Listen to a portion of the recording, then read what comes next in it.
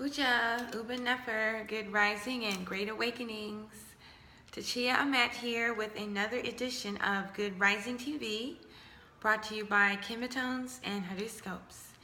And tonight's edition is definitely about the new moon and the eclipse, the partial lunar eclipse that takes place tomorrow morning around 3:45, 4 a.m. Central Standard Time. So this episode, we're going to be going over some of the characteristics of the event and self-care, and then of course chanting and singing. So let's get started. So we're still involved in this amazing grand portal opening with 7 or possibly 8 planets that are still retrograde. So that is quite a phenomenon. And then to have 3 eclipses in this one cycle. We already had a solar eclipse and a lunar eclipse, and now we're having another lunar eclipse. So some of the characteristics, wrapping up the retrogrades, and I invite you to look at the other posts I have on retrogrades and eclipse. And these are all links to these, and some videos are contained on the blog post at tachia.wordpress.com / writing that manifests healing and protection. So I'll have the link somewhere on the page with this video where you can access the information I'm sharing with you right now. But before we get into the retrograde planets and the different characteristics of this event, let's talk about the eclipse and the new moon. So the eclipse takes place tomorrow morning. It starts at 3:02 a.m. Central Time, and then the maximum eclipse is at 4:46 a.m. Central Time, and then the whole event is over at 6:30 a.m. Central Time. And then the new moon is at 4:57 a.m. Central Time. So a little bit after the eclipse takes place. And it's a partial eclipse, so the entire moon isn't going to be blocked out. And also, we won't be able to see it in Chicago.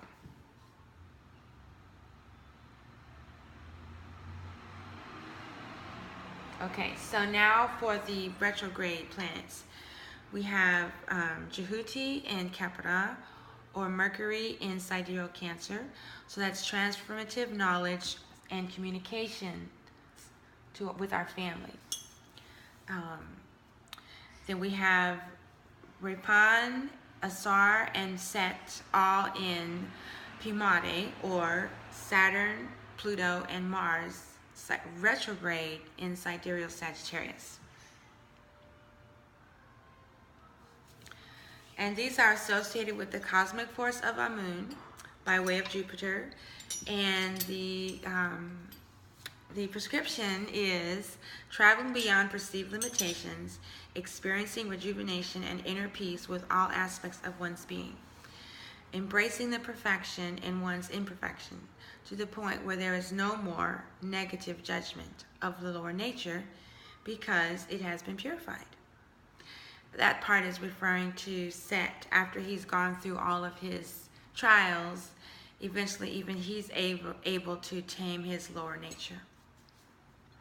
Then we have Nebuchadnezzar in Kuaraku, or Neptune in Sidereal Aquarius. And that one is passion contained, subdued. It's not that we don't have passion. It's just that we have it tamed. It's under control. We can enjoy it when we need to. We can observe it, but it's not ruling our lives. We use it as a tool, like for art and creativity, or, there's different reasons when you would want to access your passion. We have Chiron in Pikotsahu, or Chiron in Sidereal Pisces. Healing ancient emotions. Remember, we're in this super duper portal, and so this is a time for like precision. If you have issues that you need to deal with, or fetters that are coming up, like my sister would tell me, pluck those fetters out. Now is the time to really be accurate in doing this cleansing and purification and letting go of things that are no longer serving us. This is a time, you know, where things may appear to be going backwards or going in a direction that you didn't necessarily want, but it's actually propelling you forward. I'm going to talk a little bit more about that later. Then we have Heru, Tamud Amun, or Uranus and Sidereal Aries. Again, that's more victory over the lower nature. And then I want to remind you to refer to the previous post on retrograde and eclipses for further insight. And then also the last post was about Ma'at expansion, because we have Jupiter in Sidereal Libra. Another thing going on tonight is Heteru Aspolia, or Venus in Sidereal Virgo. This is the time to plant seeds of love and beauty in your garden of life. You know, if you want to experience love and beauty in the future, you need to be dealing with it in the present. So you know what that looks like for you. It might just mean opening up to an unexpected relationship, or it could be, you know, getting involved with the community garden. It could be involved volunteering at a senior citizen's home. You know, something that you're doing now, you will benefit the effects sometime in the future. All right, so now let's go to the new moon. The new moon is represented by Shasheta here at Horoscopes, and she is the cosmic scribe, the goddess of writing. She's the goddess of mathematics, engineering, astrology, astronomy, sacred geometry, architecture, bookkeeping, records, filing, accounting, mistress of libraries, reckoner of time, recorder of deeds. She's one of my favorite cosmic forces, because those are some of my interests and passions. And last time I shared a video with the Hekau, or the chant for the goddess Shesheta and the goddess Nut, inspired by chapter 19 of the Purdy Maru, and I even shared that passage in the video, and so you can find that on this webpage. And later on I'll be sharing another video from chapter 19. So it's the new moon, and since it's a new moon and an eclipse, the sun and the moon are in the same sign, and they get so close that they, you know, appear to pass right in front of each other. And since we have so many planets that are retrograde, they seem to stop their motion and then go backwards and then go forward again. So we've got a lot of these optical illusions and things going on, and alignments. They're illusions and they're alignments. It's an interesting concept. So Shesheta is in the sign of Sekhmet, Sidereal Leo, and Ra, or the sun, just moved into this constellation today. Today's the first day of Sekhmet. And also at this location we have Ceres, or Aset, one of the asteroid goddesses. At Horoscopes, Shesheta and the new moon are the cosmic forces that represent writing to improve, develop, and bring about transformation and growth in our character and our personality. You know, writing out in a journal, or songwriting, or writing to the editor, anything with writing. When Shesheta moves around to the different constellations, it's a time to focus our writing to stay in alignment with her movement. So right now, Shesheta is in the sign of Sekhmet. And Sekhmet, as you know, is the goddess of healing. She's a warrior. She defends Ma'at, protects Ma'at, and she detests unrighteousness. So now is the time to write about those subjects, because those are the subjects of Sekhmet. And then during the eclipse, these effects are intensified. They're like pinpoint accuracy. You know, now is the time to work on your projects dealing with healing and protecting. I named this article, Writing That Manifests. healing, protection, and transformation. So that's what you want to focus on when you're doing your writing. And, play this video during the eclipse tomorrow morning at 4 a.m. And if you are one of those people that complains when you wake up at 4 a.m. or 3 a.m., this is a perfect time to wake up and do some journaling, or however you like to express your creativity, because remember, the sun is in this configuration as well. So I know I'm going to be working on some music when I wake up at 4 a.m. to experience the new moon and eclipse. So then on this page, I've also included an excerpts from the book by Seva Ma, Dr. Muhammad Ashby, on hieroglyphs. He's got a little section on Sekhmet. So I'm going to read that to you while I show different pictures of Shesheta. And this reading is taken from Ancient Egyptian Hieroglyphs for Beginners by Dr. Muhammad Ashby, pages 33 and 34. In ancient Egyptian religion, there is an understanding that for every force in the universe, there is a god or a goddess that presides over it, under the dispensations of the Supreme Being, Nebuchadnezzar, the all-encompassing divinity. The goddess Shesheta and the god Jehuti fulfill the role of presiding over the function and energy of writing and the power of thoughts and ideas in the mind, as well as when they are codified into written form. Goddess Shesheta is the cosmic force that presides over the faculty of writing, that is bringing ideas, cognition, thought, to a concrete form, supported by the association with scripture and language. Chapter 19, verse 3 of the Purdon Meru text, the chapter of the Tree of Life, breathing air and possessing water in the Duat, provides insight into the nature of Shesheta. Quote, Asar Makaru is opening up in Jed. Asar Makaru's nostrils are opening up in Jedu, in Hetep, the dwelling place in Anu, the house that was constructed by Shesheta, on which Khnum is standing. This brief text above signifies that through the discipline of writing, the capacities of harmonization of the opposites, Hetep, and the psycho-spiritual consciousness centers, Jedu, or the 7 chakras, are accessed, opened. One of the most important disciplines of the Kemetan priests and priestesses is to transcribe the Medu Neter. In ancient times, this was done partly to maintain the texts themselves, as papyrus paper has a finite life. However, there were other reasons: to develop the mind, to promote study of the spiritual teachings, and to engender the development of higher consciousness through continuous study and reflection.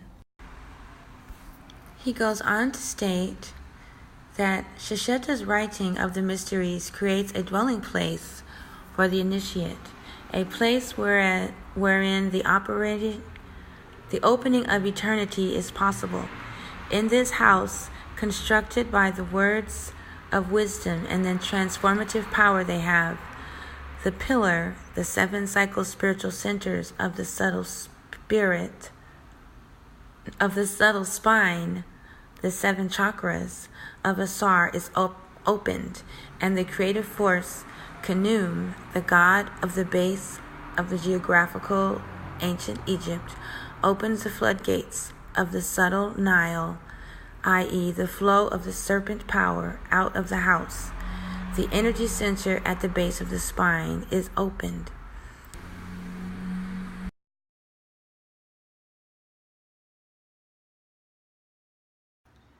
The sun just moved into sidereal Leo today, so we honor Dua Ra, Dua Sekhmet, and Dua Shesheta, the cosmic forces of creativity and the healing warrior, writing that manifests healing, transformation, and protection. All right, now we're going to switch over to the KemeTones session, and we're going to start with the new moon in Sekhmet, the new moon fork, and the solar 7. I'll start with my creativity chakra, my heart center, and first eye, so that my heart and my mind are always focused on my purpose. We call this the three treasures. Opening up. And I always like to do the first eye with the pineal gland.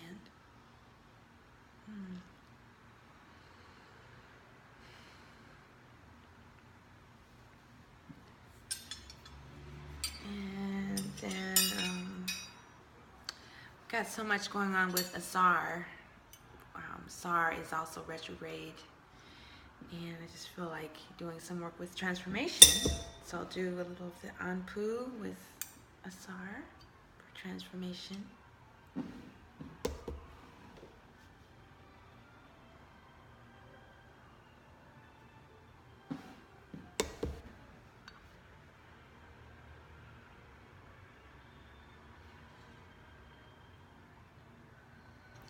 And then I'm going to do some extraordinary vessels.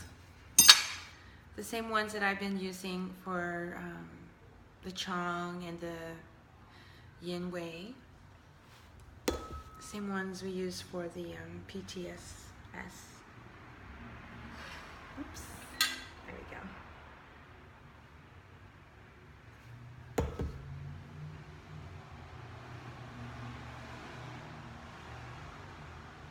And the opposite hand.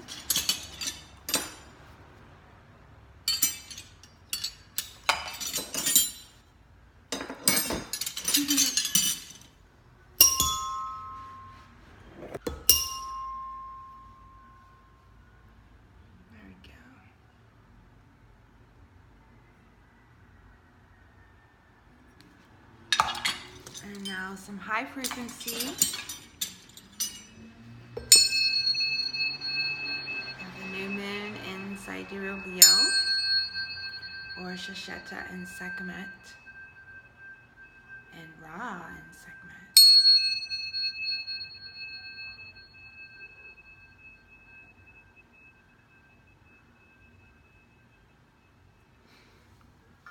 And some of the other interesting combinations.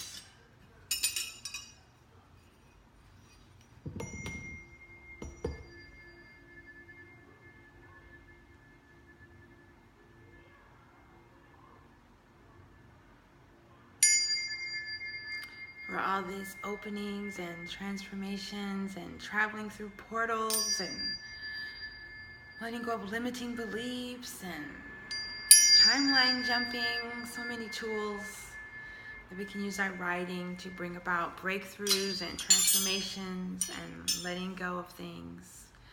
Just by writing things out, it sounds a little too simple to be true, but it's so powerful, and I highly recommend if you're up at 4 a.m. during the eclipse and then the maximum new moon, to take advantage of this opening to do some serious writing.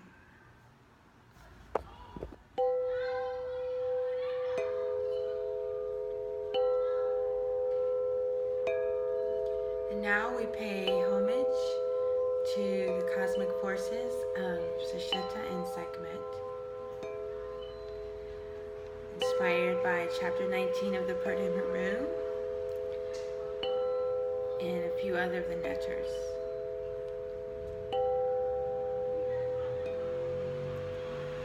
Dua Nud, Dua Asar, Dua Sekhmet, Dua Shasheta, Dua Dua Nud, Dua Asar, Dua Sekhmet, Dua Shasheta, Dua Kanun, Dua Nud, Dua Asar, Dua Sekhmet, Dua Shasheta, Dua Kanun, Dua Nud, Dua Asar, Dua